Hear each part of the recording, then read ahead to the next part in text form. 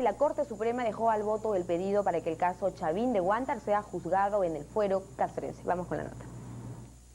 De hecho, el mandato constitucional es preservar la independencia de los fueros. Los posibles excesos que habrían cometido los militares que participaron en la operación Chavín de Huántar no cometieron delito común.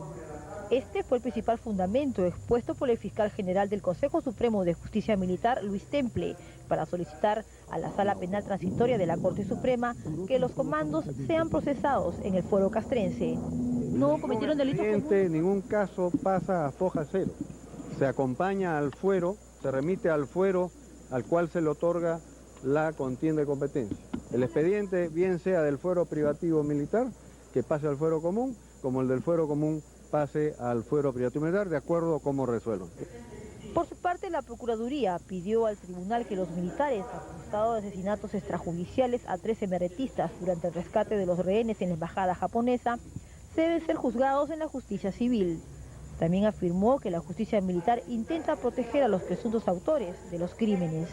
Que hay que señalar que el homicidio o el asesinato nunca es un delito de función, ¿no? El crimen nunca puede ser acto de servicio. Esto es un mero delito que no tiene ninguna atenuante, ¿no? Angélica, y nosotros continuamos. La Corte Suprema dejó al voto el pedido para que los comandos de Chavín de Huántar sean procesados en el fuero militar. El procurador Ronald Gamarra aseguró que el Consejo Supremo intenta proteger a los oficiales acusados de cometer asesinatos extrajudiciales. Después del sonado caso Barrios Altos, se discutía otra contienda de competencia que involucra a militares. Esta vez en el caso Chavín de Huántar, el fiscal general del Consejo Supremo de Justicia Militar, Luis Temple, argumentó ante la Sala Penal Transitoria de la Corte Suprema que los posibles excesos que hubieran cometido los comandos que participaron en el rescate de los 72 rehenes en la embajada japonesa serían delitos de función. Es que la Constitución establece en el artículo 173 cuál es el precepto para que se pueda juzgar al militar. No cometieron delitos comunes. En ningún caso pasa a foja cero. Se acompaña al fuero, se remite al fuero al cual se le otorga la contienda de competencia. El expediente, bien sea del fuero privativo militar, que pase al fuero común, como el del fuero común pase al fuero privativo militar, de acuerdo a cómo resuelvan. Yo les agradezco mucho, pero yo no puedo emitir opinión, no puedo adelantar ni decir nada porque yo podría estar viendo este caso después. Los abogados de los inculpados también se pronunciaron a favor de este pedido.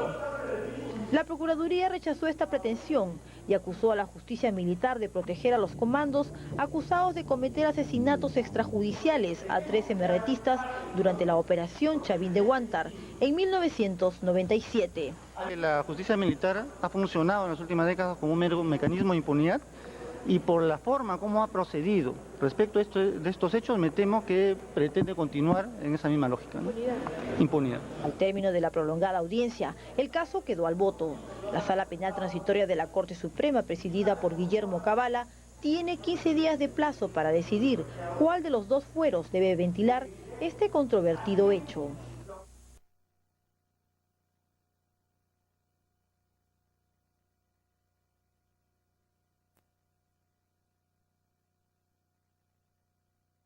El procurador especializado en casos de derechos humanos, Ronald Gamarra, solicitó esta mañana a la Sala Transitoria del Poder Judicial que los comandos que participaron en el operativo Chavín de Huántar sean procesados en el fuero común y no en el militar. Terminada la diligencia, Canal N conversó con el procurador sobre los argumentos esgrimidos durante esta diligencia. Nosotros sostenemos que lo que allí se produjo, si es que efectivamente se produjo, fue un asesinato. Ese es un delito común, por lo tanto corresponde al Poder Judicial el conocimiento de estos hechos, ¿no? La otra parte ha manifestado que hubo un combate de cuerpo a cuerpo, una guerra que hubo, digamos, y justamente es un delito de función de un operativo. Eso nos llevaría a las pruebas o principios de prueba en el sentido de que está la declaración de Itacaú, está la declaración de otros dos miembros de la Policía Nacional que dicen que por lo menos a uno de ellos fue tomado preso y luego fue reintroducido al local de la embajada y fue asesinado. Entonces, eso no es parte del combate, ¿no? Entonces, estamos hablando de un hecho que se dio por fuera de eso. Entonces, eso es un homicidio, ¿no? También encontramos manifiesta que hay una cláusula del Código de Justicia Militar que manifiesta que estos casos, cuando hay un caso de operativo, se procesan en el fuero militar. ¿Qué opinas de eso? Bueno, ese es un argumento de la defensa, ha sido expuesto por la doctora Moretti, pero no tiene fundamento alguno, ¿no? Durante la diligencia, el fiscal militar Luis Temple aclaró que los comandos actuaron por mandato del Poder Ejecutivo para restablecer el orden interno. Escuchemos algunos fragmentos de su alegato realizado esta mañana en Palacio de Justicia. No venimos para que se dejen en castigo a los que pudieran haber incurrido en delitos, sino que se preserve el derecho de estos militares a ser juzgados por el pueblo que les corresponde, por su juez natural, donde el lenguaje de la guerra pueda ser entendido por los magistrados militares, donde los códigos de obediencia, respeto al superior y la palabra de honor empeñada, sea un lenguaje común y perfectamente entendible. En suma, pedimos un acto de justicia, respeto de la jurisdicción militar, actos que esta honorable Corte se encuentra en potestad de otorgar dentro del mandato constitucional de preservar la independencia de los pueblos. Si no lo hacemos así, entonces me pregunto, ¿qué peruano se atreverá a vestir el uniforme de la patria y a defenderla cuando ésta necesite del sacrificio de la vida de sus valiosos hijos? ¿Qué madre entregará el más preciado tesoro que tiene la gran madre que es la patria cuando ésta necesite de ellos? Sobre ese tema, Gloria Cano, representante de APRODE, estimó hoy que solo el fuero común es competente para juzgar a los comandos involucrados en presuntas ejecuciones extrajudiciales tras el operativo realizado en la residencia de la Embajada de Japón. Ante la Sala Penal Transitoria de la Corte Suprema, la jurista indicó que por tratarse de un delito de homicidio calificado, la justicia penal debe investigar y juzgar el caso que involucra a comandos que participaron en la operación de rescate de 1997.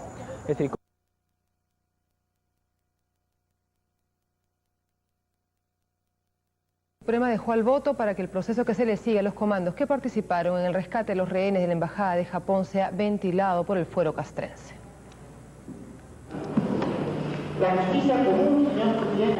La Sala Penal Transitoria de la Corte Suprema de Justicia, luego de evaluar en audiencia pública el pedido de la justicia militar, dejó al voto para que el proceso que se le sigue a los 16 comandantes que participaron del rescate de rehenes en la residencia del embajador del Japón sea ventilado en el fuero castrense.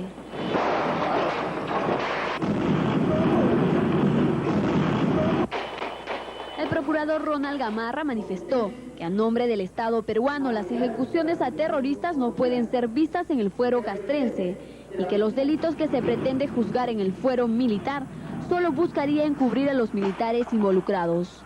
Pero aquí lo que se ha discutido ya es que si el hecho que se les atribuye a probar verdadero o falso es un delito común o un delito militar. Entonces los argumentos que se han expresado en esta vista de la causa se refieren única y exclusivamente a ese hecho. El crimen nunca puede ser acto de servicio. Esto es un mero delito que no tiene ninguna atenuante. Mientras tanto, el fiscal general del Consejo Supremo de Justicia Militar, Luis Temple de la Piedra, sostuvo que el proceso seguido a los comandos debe ser visto en el fuero militar.